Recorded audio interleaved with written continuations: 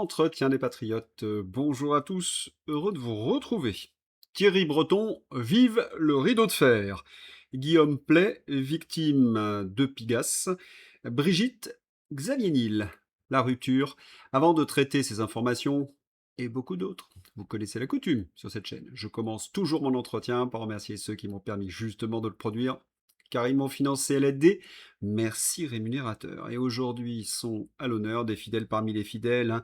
Didier Viau, Jeff Carbo, Alrythme, Yann Penaud, ma chère Yvette Poré, Pascal Béard, Bérimbaud, Christophe Dupont, Princesse Parfaite, Littlewood, Philippe Bohen et ce cher Raymond. Merci à eux du fond du cœur. Et puis je tenais à vous remercier pour votre soutien incroyable. Oui, il faut aider la réinformation en ces temps de très graves menaces sur la liberté d'expression.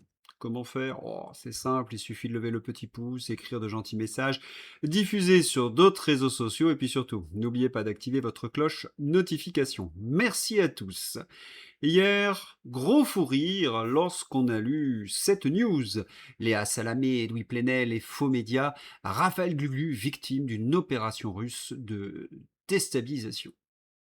Nos politiques ne produisent plus que des opérations de com dignes du Gorafi. Gluglu, la main sur le cœur, se présente victime de l'ogre russe, lui, le rempart de la démocratie.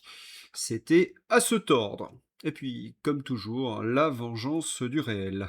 Oui, il est beau, le rempart de la démocratie. Les 15 euros pour voter à la primaire du PS ont été voulus et mis en place par Raphaël Glugu, car il a peur de perdre si trop de monde viennent voter. Quelle époque formidable, vous ne trouvez pas? Glu-glu remet au goût du jour le vote censitaire. Un socialiste, quoi, hein. À gauche, évidemment, cela s'étrangle, hein, du militant à Ségo, cela crie au scandale, à la honte. Petite question naïve, vous pensez que certains vont financer ce vote à 15 euros? Je vous laisse répondre. En tous les cas, Fantomas et Glu victimes du complot russe, cela suscite des jaloux. Gabriel Attal, présidentielle 2027, après Édouard Philippe et Raphaël Glucksmann, Gabriel Attal visé à son tour par une ingérence en provenance de la Russie. Non mais franchement, on sombre dans le ridicule. Gabriel Attal, c'est le candidat qui n'a plus aucune once de crédibilité, à tel point que je classe ses opérations de com dans la rubrique fantasy et que cela nous fait bien rire, comme sa descente hier chez les Lopez. Oui, c'est le candidat le plus démonétisé du PAF. Lorsqu'il apparaît à l'écran, les audiences s'effondrent. Quand on a tout raté et que l'on veut faire malgré tout le buzz, rien de mieux qu'un suppositoire de Célérus. Célérus 500, de loser, vous devenez victime. Du Célérus, fini la polémique de l'annulation des deux Canadair. Du Célérus, envolez votre responsabilité dans la gestion calamiteuse des finances publiques françaises. Célérus, fini la polémique Jublin, vous savez, son conseiller qui a révélé la débauche, la dépression de vos équipes. Célérus, oubliez la com ridicule chez les gitans. À mettre bien profond dans le rectum des Français. On a comme la désagréable impression que Gabi a été jaloux de ses petits copains Fantomas et Glu et qu'il s'est précipité en hurlant pour dire moi aussi, je suis victime d'un complot russe. Remarquez que ce complot russe, personne ne l'a vu, personne n'a vu la vidéo. Et on vous demande, sérieusement, d'être vigilant de vidéos que vous ne voyez pas. Bon, les candidats de l'extrême centre, arrêtez la poudre, hein, parce que là, cela commence à se voir. Gabi, Fantomas et Glu, oui, en sont là. Cela veut tout dire. Ils n'ont rien à proposer de crédible aux Français, puisqu'ils ont dirigé la France depuis 10 ans, ils sont complètement cramés et ridicules. Alors, ils fabriquent de fausses menaces, le coup d'éclat permanent, vous savez, le genre l'attentat de l'Observatoire. Rendent-ils hommage à tonton Mimi la Francisque? Et c'est quoi la prochaine étape, messieurs les aliens? Bon, puisqu'on parle de dinguerie, transition toute verte. Marine Tondelier. Pour rester au frais pendant les canicules, les milliardaires se construisent maintenant des igloos d'intérieur. Encore une bonne raison de faire une nuit du 4 août d'abolition des privilèges climatiques. On va revenir aux fondamentaux, comme dirait mon entraîneur de rugby. Et oui, lorsqu'on désigne un bouc émissaire, c'est qu'on est généralement un totalitaire. Car le vrai débat, c'est la démocratisation de la climatisation pour les plus fragiles, pour sauver des vies. Et l'autre pastèque nous pointe du doigt les milliardaires. C'est hors sujet et c'est surtout une volonté de diversion. Tondelier ne voudrait-elle pas faire oublier la responsabilité des Verts dans les tragédies estivales? Cela y ressemble quand même. La civiculture active, la gestion des forêts pour orienter la croissance des arbres et éviter les feux de forêt grâce à des coupes d'éclaircies et à un nettoyage, le débroussaillage, a été méthodiquement combattue par les mouvements écolos au nom de la biodiversité. Le résultat, lorsqu'un incendie prend de l'ampleur, les pompiers ne peuvent plus rien faire. Autre élément dont je vous ai amplement parlé, quand des centaines de milliers d'hectares sont couverts de pins, les flammes disposent d'un combustible quasi continu. Les incendies en Gironde et dans les Landes ravivent le débat sur la gestion des forêts. Dans une tribune au Monde, l'ingénieur forestier Jean-Christophe Domecq appelle à diversifier les essences d'arbres. C'est une évidence que je n'ai cessé de répéter dans mes entretiens précédents. Il y a des exploitations forestières dans les landes de pins qui sont extraordinaires, bien gérées. Mais à côté de ces exploitations forestières, il faudrait replanter d'autres essences, comme le chêne. Autre évidence que les écologistes ne veulent pas voir. Pas de salade dans les rayons. La faute à cet été hors norme. La perte est à 100%, où il n'y a pas d'irrigation. Un jour, vous aurez faim. Ce jour-là, vous comprendrez qu'il fallait stocker l'eau excédentaire d'hiver.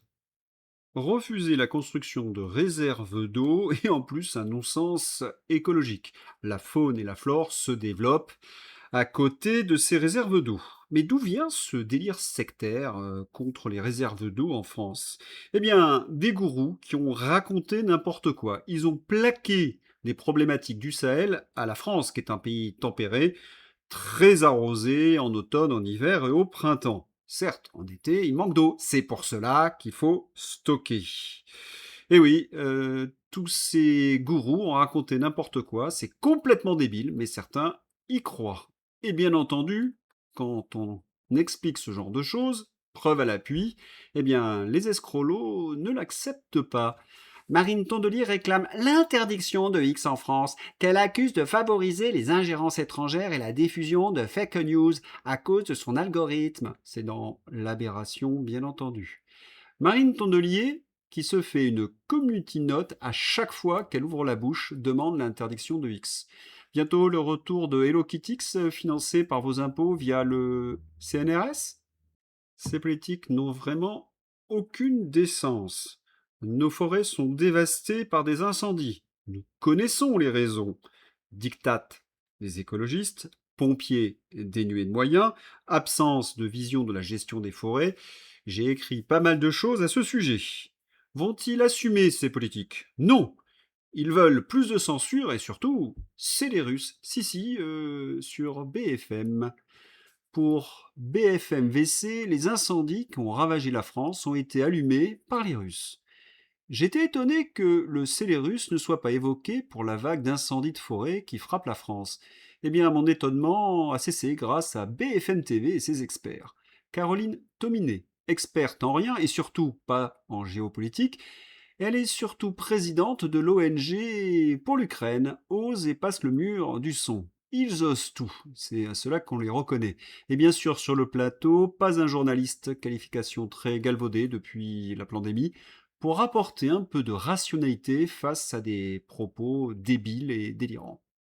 C'est sidérant, hein? Pas un politique pour défendre la liberté d'expression, pas un. Et tous sont unis pour mettre en place la censure. De Mélenchon à Lecornu. Mélenchon. À présent, Gabriel Attal est visé par une ingérence russe. C'est insupportable. Et Sébastien Lecornu lui répond et lui propose une solution. C'est le retour des castors. Sébastien Lecornu, donc je partage l'idée que ce sujet mérite un travail commun. C'est précisément celui que nous avons engagé à Matignon et que nous poursuivons à la rentrée avec l'ensemble des formations politiques. Attendez là, le Célérus, c'est aussi un complot pour imposer un nouveau tour de vis à la liberté d'expression? Consultons un expert, hein. Celui, vous le connaissez bien, c'est celui qui a coulé toutes les boîtes qu'il a dirigées, le Sénégalais Thierry Breton. Après l'invasion de Ceuta, Thierry Breton appelle l'Union européenne à renforcer son contrôle de l'espace numérique. La souveraineté européenne commence par la maîtrise de sa frontière informationnelle. Orwellien. Pour résumer ce programme, les clandestins, oui, la liberté d'information, non. Mais cela me rappelle quelque chose. Parce que la souveraineté européenne commence par la maîtrise de sa frontière informationnelle, c'est exactement ce qu'avait mis en place tonton Joseph. Breton vient-il de réinventer le rideau de fer? Vous comprenez ce qui se joue. La presse américaine balance pas mal de choses qui dérangent nos politiques. Sur Anthony Fauci, sur Kiev, sur Ceuta. Il ne faudrait pas que les Européens s'aperçoivent que leurs dirigeants racontent des salades. Et en plus des espoirs de Thierry Breton, ils ne peuvent plus compter nos politiques sur les journalistes aux ordres. La raison, la télé souffre. En un an, le nombre de téléspectateurs a baissé encore et ces derniers ont encore diminué leur consommation en 2025. Les jeunes, eux, désertent la TV au profit des plateformes. Le problème est le manque d'authenticité. Je pense que les gens ne veulent plus être gavés comme des oies d'idéologie progressiste, comme c'est le cas actuellement. Ils veulent sentir de l'authenticité, de la spontanéité. La vie quoi, pas le Truman Show. Pour faire simple, nos dirigeants sont complètement cramés si les règles démocratiques s'appliquent. Donc, ils prônent la censure, le rideau de fer avec Thierry Breton, et surtout l'interdiction des partis. 1151 professionnels du droit, dont des avocats, juges et procureurs, réclament l'ouverture d'une procédure visant à interdire l'AfD afin, selon eux, de protéger la démocratie. Dans le même temps, l'AfD est devenue la première force politique du pays dans le dernier sondage allemand. AfD 28%, la CDU-CSU 21%, les Verts 13,5%, le SPD 12%. Ils veulent donc protéger la démocratie en tentant d'interdire le parti aujourd'hui, placé en tête par les électeurs. Et aux ironies, ceux qui ont lu le programme de l'AfD le savent, ce parti veut rétablir la liberté d'expression et la démocratie. Manifestement, c'est ce qui inquiète les Allemands. Et Gluglu dans ses œuvres, à l'instant sur RTL, Gluglu. Ce qui s'est passé en Roumanie peut tout à fait se passer en France. L'aveu est total. Il en fait des tonnes sur la vidéo que personne n'avait vue. Le but obtenir la censure des réseaux sociaux et préparer l'annulation de l'élection présidentielle à la roumaine si nécessaire. Tout est écrit, tout est devant nos yeux. Pour rappel, en Roumanie, les européistes ont fait annuler l'élection de Georgescu sous un faux prétexte. Il aurait été la marionnette de Célérus. Aujourd'hui, on sait que c'est complètement faux. Et donc, ce fut un coup d'État contre Georgescu. Et Gluglu se réclame de ce coup d'État. En même temps, il en a organisé un à Maïdan, avec les atlantistes. Les cabinets de conseil sont payés en millions en argent public pour inventer et mettre des mots explosifs et disqualifiants en orbite, populistes, réactionnaires, complotistes, ingérence. Ces mots valises, totalement dévoyés par leur utilisation orwellienne, sont pensés et choisis, puis sont utilisés comme des repoussoirs pavloviens. Le mot est apposé sur quelqu'un, pof, disqualification immédiate. Débat avorté sans même écouter les arguments. Mais l'efficacité du mot est décroissante car son utilisation permanente pour tout et n'importe quoi le démonétise. Et une fois le mot devenu inefficace, le concept de l'imposture qui se cache derrière le devient aussi. Mondialisme, progressisme, dictature sanitaire, pour profit, report ou annulation d'élections, etc. C'est pour cela qu'il faut toujours en prévoir un suivant. Les cycles se raccourcissent tout de même car la population commence à comprendre le jeu. on n'est plus très loin de l'effondrement de ce schéma très éculé. C'est dans ce climat de censure qu'explose le scandale Guillaume Play. Les Inrecuptibles, journal de Mathieu Pigasse. Guillaume Play est devenu un des intervieweurs les plus en vue du web. Derrière la Sussex Story, plusieurs anciens ou plusieurs anciennes employés témoignent d'un climat de travail délétère, raciste et sexiste à ses côtés. Notre enquête sur le système Guillaume Play de Énergie à légende. À bon sens, ces saletés d'écriture inclusive, je ne m'y ferai jamais. Dans le journal donc de Pigasse Hall, attention, jeu de mots franglais, on accuse le présentateur de légende de tous les maux et d'avoir également les goûts de Bribri. Un échange entre Guillaume Play et une adolescente de 15 ans à l'époque sur Snapchat. Ma beauté, jolie, haha, merci ma baby. Si tu veux qu'on continue à s'écrire, efface s'il te plaît, j'aurais pas confiance sinon. Je vous laisse juge, mais il faut quand même savoir que Guillaume Play avait 27 ans à l'époque, il était animateur sur Énergie, il avait un fan club d'adolescentes. Une autre émission qui a été d'ailleurs supprimée sur YouTube. Pour ceux qui veulent l'avoir, cadeau. Merci à TPZ pour les travaux et merci à ceux qui l'ont téléchargé. Profitons de X et sa liberté. Une enquête d'1h15 du créateur TPZ sur le média Légende et l'agence de créateurs Influx vient d'être censurée sur YouTube. Dans la vidéo, on entend de nombreux témoignages, mais anonymes, contre l'animateur de Légende, Guillaume Play. Les témoignages portent contre des propos sexistes ou des gestes déplacés de Guillaume Play. Il n'y a pas de plainte et tout est anonyme une fois de plus. Ça commence à sentir mauvais, surtout que l'Arcom avait annoncé la couleur il y a quelques jours. Sur le rôle que les créateurs de contenu, les influenceurs, ils seront pris en compte alors, d'une manière ou d'une autre. Ils peuvent être pris en compte. Ce qu'on va faire évidemment, si on ne va pas s'intéresser à tous les créateurs de contenu qui mettent des contenus. Mais ils devront avoir... Eh oui, l'Arcom est en train de préparer des mesures anti-Guillaume Play. Nous étions le 28 juillet. Il est vraiment aux ordres des médias de Pigasse Hall qui s'en sont pris à légende ces dernières semaines. En effet, la sphère de gauche tire à boulet rouge contre Guillaume Play. Article à charge dans Le Monde, dans l'Aberration, maintenant dans Les Inrecuptibles. Et on se rappelle également que Mathieu Pigasse Hall avait été interviewé par Guillaume Play. Mathieu Pigasse Hall est-il un minable? Le timing est trop parfait. Le 22 juillet, Mathieu Pigasse s'assoit face à Guillaume Play pour une longue interview sur Légende. On n'a même pas encore vu l'entretien, on ne sait donc pas ce qui s'est dit ni comment ça s'est passé. 15 jours plus tard, Les Inrocks, le journal de Pigasse, sortent une enquête à charge contre Play. Témoignage anonyme, fait vieux de 10 ans, aucun élément judiciaire, rien de solide, juste assez pour salir. Si c'est une vengeance, alors c'est une bassesse rare. Attaquer quelqu'un de cette manière, sans preuve réelle, en utilisant son propre média, serait minable. Bah, c'est Pigasse, hein. Un homme capable de faire des coups bas de ce genre ne mériteraient ni le pouvoir, ni l'influence, ni même le respect. Oui, on vous laisse juge. Vous avez compris la manœuvre. Mathieu Pigasse profite de la notoriété de Guillaume Play pour un interview et ensuite il le fait tomber pour que cela ne profite pas à ses concurrents. Mathieu Pigasse, propriétaire des Inrocks via les nouvelles éditions indépendantes, est à l'origine du groupe Combat, positionné contre la montée de l'extrême droite.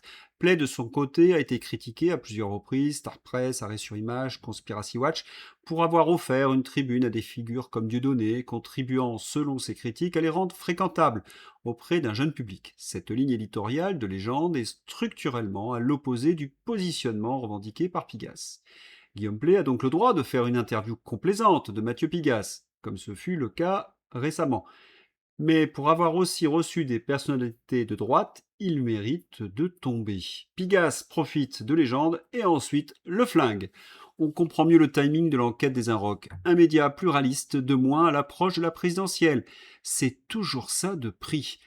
On notera enfin que ce n'est jamais une bonne idée de faire une fleur à la gauche. Je ne sais pas ce que Guillaume Play voulait obtenir en invitant le fourbe Pigasse.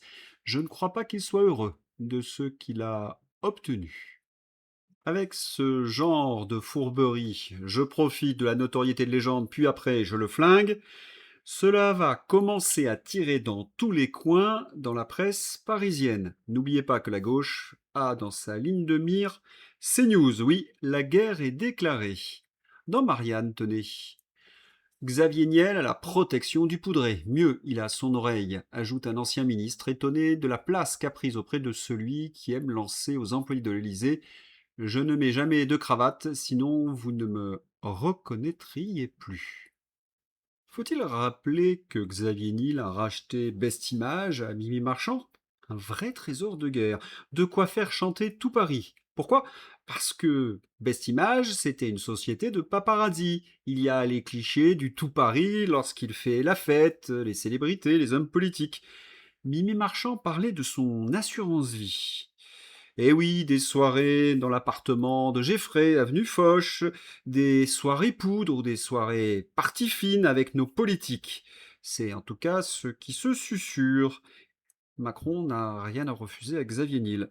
Faites vos conclusions. Et Bribri a l'air de trembler devant Niel. C'est quelqu'un de noir. Il n'a qu'une obsession, vouloir détruire la famille Arnaud.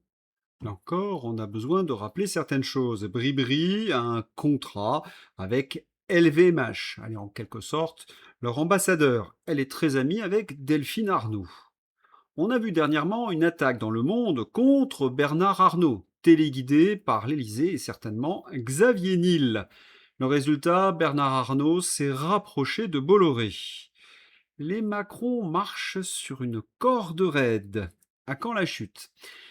C'est l'heure d'ouvrir la page internationale. À l'Est, rien de nouveau. Si certains analystes estiment que la guerre va se terminer à l'automne, voilà leur diagnostic. Ressources humaines, l'Ukraine n'arrive plus à recruter, les enlèvements de citoyens ne suffisent plus. Des images à chaque fois terribles qui fendent le cœur. Les USA ne fournissent plus de missiles intercepteurs. Aux dernières nouvelles, la logistique ukrainienne est proche de l'anéantissement, comme les structures énergétiques, sous les bombardements russes qui deviennent inarrêtables pour cette raison. Le port d'Odessa est bloqué par la pression russe. L'économie ukrainienne n'a presque plus de recettes. Elle ne vit que des dons occidentaux. À Kiev, il y a des manifestations, il y a une pression populaire pour la paix. Et d'autres signes, je vous les ai présentés dans mes derniers entretiens. Certains pays européens commencent à négocier avec la Russie. On se rappelle par exemple l'achat massif de GNL russe par qui? Par la France. Toutes ces informations sont sourcées, elles sont dans ma description. Il est temps de clore notre dossier que nous avons ouvert dès le mois de juin sur les méthodes de manipulation des macronards. Allez, on va avoir le privilège d'entendre l'excellent Antoine Guénaud. Bonjour Antoine, j'espère que je te dérange pas trop pendant ces vacances, mais on a besoin de toi, on a besoin d'une explication sur ces fameux biais cognitifs qui sont manifestement utilisés par la Macronie. Biais cognitifs, qu'est-ce que cela signifie? Moi, je crois on l'a déjà bien raconté si les gens ont bien suivi nos deux vidéos. Je pense qu'on en a parlé pendant 2 heures.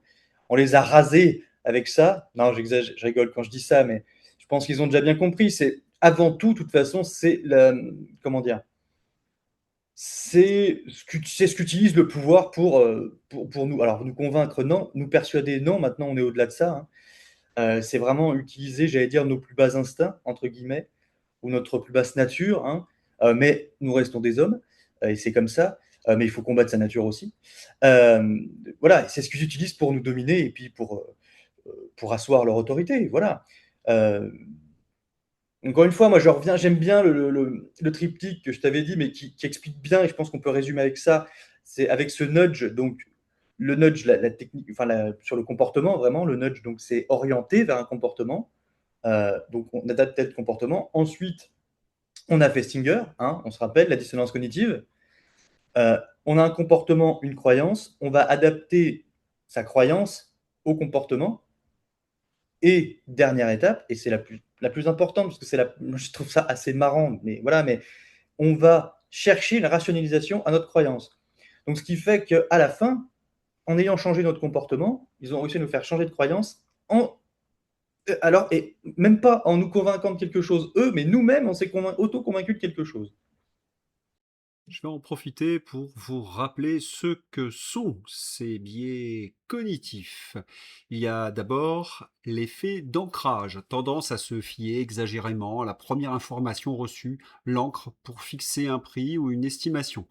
Le biais de disponibilité, tendance à surestimer la probabilité d'un événement parce qu'il est facile de s'en remémorer des exemples frappants. L'aversion à la perte, tendance à accorder plus d'importance à l'évitement d'une perte qu'à l'acquisition d'un gain équivalent. Le plus important, c'est le biais de confirmation. C'est la tendance à rechercher à privilégier les informations qui confirment nos croyances préexistantes. C'est le biais le plus travaillé par les communicants. Ils nourrissent ce biais avec la diabolisation, complotiste par exemple, la dissonance cognitive et l'imitation.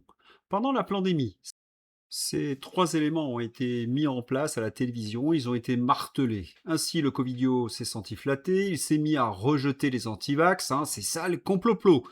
Tant pis pour le serment d'Hippocrate, la liberté de penser et le libre consentement à la vaccination d'un produit expérimental. Gilbert Doré et les autres médecins de plateau ont nourri ce biais de confirmation. Les leaders d'opinion sont très importants dans la manipulation. Après la lecture des carnets Fossi, certains doivent se sentir très covidiaux. Allez, on reprend avec Antoine. Et c'est ça qui est fascinant. Voilà, tout ce cercle-là fait qu'on en est là. Mais on peut aller encore plus loin. Mais de toute façon, on y reviendra, je pense, dans la suite. On va parler Mais de résistance à ça. oui, parce que certains disent, est-ce qu'on est encore libre face à ces manipulations mentales? Comment fait-on pour résister à toutes les manipulations de la Macronie et des communicants et du marketing? Et là, je crois qu'on tombe sur la question de la philosophie gréco-latine et chrétienne. Comment crée-t-on des hommes libres, hein? Voilà, je pense que tous les deux, on est assez humbles pour savoir qu'on n'a pas la réponse, hein, mais qu'on peut tenter une certaine heuristique pour amener à une telle réponse, en tout cas en asymptote, comme on dit, faire en sorte d'être le plus libre possible. Si jamais, est-ce qu'on l'est, c'est une autre question, l'homme est-il libre? Voilà. Il faut aussi, et là on va commencer la philosophie, Oui, mais mais non, gnotis et mais autres, non, quand même, oui, connaître non, mais soi-même. il y a les études universitaires qui nous ont appris à penser, et c'est ce qui nous permet de lutter contre ces manipulations. Et il y a quelques règles. On peut, par exemple, évoquer Socrate. Depuis le début, il a eu cette, euh, cette volonté justement de résister aux forces intérieures. Moi, j'aime bien cette notion d'aliénation et de force intérieure. Comment fait-on pour penser contre soi-même, par exemple? Quels sont les moyens qui sont utilisés? C'est là que c'est très compliqué, mais pour prendre une base, parce que je vais prendre Socrate après évidemment, mais effectivement, comme tu l'as dit, le principe, je pense qu'effectivement, c'est l'éducation. C'est l'éducation, une éducation émancipatrice, comme le voulait la grande tradition, la vraie grande tradition républicaine, hein. Non, mais alors, Socrate, Mais voilà, enfin, oui, l'éducation, le cadre, c'est l'éducation, évidemment. Après, là, ce qu'on va essayer de dire tous les deux, c'est, je vais dire, quelle étude, quelle éducation? C'est pas notre but, c'est pas d'imposer une éducation. Je propose et nous allons proposer des références philosophiques qui mènent à cette liberté. Donc oui, pardon, c'est la petite parenthèse. Donc le cadre, c'est l'éducation. Alors évidemment, on va commencer par le premier, j'allais dire effectivement Socrate. Socrate qui est déjà à la fin d'une grande lignée de philosophie grecque, hein, de philosophes grecs. Au 5e siècle, il y a quand même quelques siècles, au 5e siècle, pardon, avant Jésus-Christ, il y a quand même déjà quelques siècles de philosophie grecque. Euh, le fameux Gnotisséoton, connais-toi toi-même, est déjà, par exemple, au fronton du temple de Delphes, Socrate le reprend, hein. Bon, pour Socrate, effectivement, le premier obstacle à la vérité, c'est pas le mensonge des autres, mais c'est nous, c'est notre propre certitude à nous. C'est son principe, je sais que je ne sais rien. C'est pas un relativisme, hein, je sais que je ne sais rien. C'est juste se connaître soi-même et se dire je ne suis pas parfait déjà. Et c'est connaître sa mesure. Ça pousse à la réflexion. Parce que, comme on le disait avec les biais, le premier biais cognitif, c'est le biais de confirmation, par exemple. On l'a tous, hein, mais le biais de confirmation, c'est que je sais que je sais. Alors que là, Socrate vient nous dire je sais que je ne sais rien. Donc il pose déjà le principe méthodologique. Hein, celui qui croit déjà savoir, il est imperméable à la contradiction et il est imperméable à la vérité. Donc, donc les manipulateurs, ils prospèrent sur cette illusion du je sais que je sais, hein, tout simplement, de cette illusion de savoir. Euh, donc ils ont toujours préféré les esprits convaincus aux esprits qui s'interrogent. Hein. Le doute cartésien, le scepticisme, ils ne sont pas fans, on va le dire simplement. Il y a un effet comme ça, je ne sais pas si tu le connais, mais qui est intéressant, parce qu'il revient un peu à cette conclusion-là, c'est l'effet Dunning-Kruger. C'est Oui. j'ai l'air de savoir, moins je sais, tu vois. Mm. Moins j'en sais et plus je sais. Euh, Mm. c'est cet effet qui mène à l'ultra-crépitarianisme. Tu sais, l'ultra-crépitarianisme, c'est le fait de parler de tout alors qu'on n'y connaît absolument rien. Et cet effet Oui. du Bah, Kruger,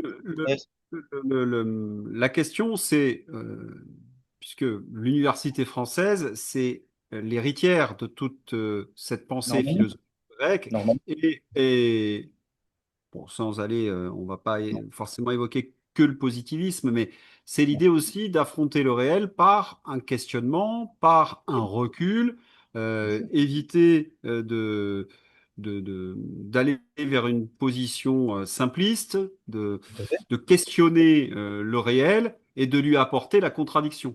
Il n'y a pas de Complètement. possibilité de comprendre un élément si on n'apporte pas une contradiction. On doit Bien sûr, valider une thèse par la contradiction. C'est d'ailleurs bien quand on sûr. fait des études, c'est ce que nous demandent d'ailleurs nos maîtres. N'allez pas au bout de votre thèse sans passer par C'est les la, antithèses ou voilà. Donc, c'est la dialectique platonicienne, ou- c'est la réfutation qui crée la science. Hein. ou- Aujourd'hui, la science n'est plus scientifique quand il y a quand il y a la non-réfutation. C'était la fameuse, la fameuse tasse de Husserl, c'est Husserl ou Russell, je sais plus, je crois que c'est Russell. La tasse de Russell, il dit si je vous dis qu'il y a une tasse, une minuscule tasse qui tourne autour de la Lune, mais vous ne pouvez pas la voir, si je le dis, bah, vous êtes obligé de le croire, parce que de toute façon, on ne peut pas le vérifier. Donc là, principe de non-réfutation.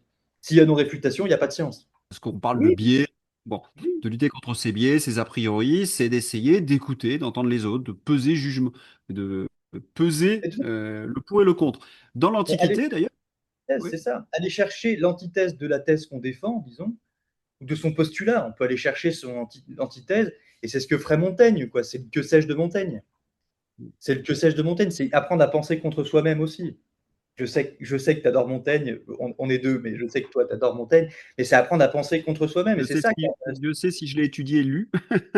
bien, mais il faut le lire, il faut le Mm. lire. Mais voilà, c'est l'invitation à suspendre son jugement, aller voir, j'allais dire ailleurs, et se dire peut-être que la thèse inverse est intéressante aussi. Pour après la réfuter, pas de problème, pour après la réfuter soi-même, Alors, mais il faut aller la voir. pour expliquer Montaigne, il y a la tradition rhétorique, et notamment dans la tradition rhétorique, il y avait l'image du roi qui pesait le pour et le contre. Donc les conseillers venaient devant lui, l'un tenait une thèse et l'autre une autre. Et le roi pesait le pour et le contre. Dans le théâtre de Corneille, par exemple, on a ce genre d'exercice. Je renvoie à Cinna, par exemple, où Cinna dit à Auguste conserve le pouvoir, au contraire de Maxime qui dit la République, il n'y a rien de mieux. Et donc, Auguste écoute les deux et il va donner raison à Cinna. Voilà, c'est un exemple de rhétorique, mais c'est ce qu'on doit faire, toujours peser le pour et le contre. Le grand risque, et ça on le connaît justement dans les biais, c'est de s'enfermer dans un discours sectaire et qui va devenir de plus en plus délirant. Moi, quand j'écoute mes amis, par exemple, de la France insoumise, on a vraiment aujourd'hui l'impression d'avoir affaire à une dérive sectaire. C'est-à-dire, c'est du délire à longueur de journée. Un Oui, exemple simple, le patriarcat.